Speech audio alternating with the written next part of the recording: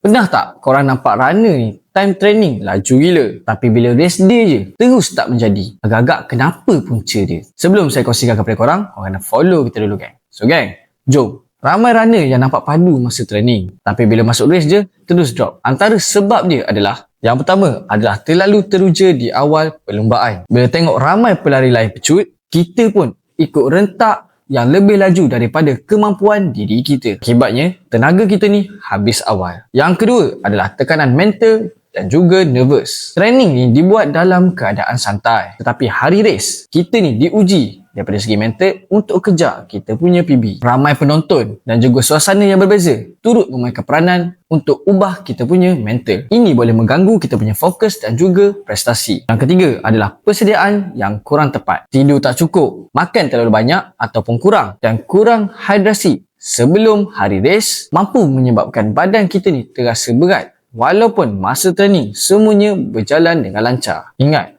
race ni bukannya siapa yang paling laju masa training. Race adalah siapa yang paling bijak dalam menguruskan dia punya tenaga untuk sampai ke titik penamat. Jadi ada kat sini yang alami masalah ni masa race day? Cuba komen dekat bawah. Jadi yang mana-mana berminat untuk dapatkan kasut-kasut running, korang boleh datang ke SMT Sport Cotton atau membeli secara online.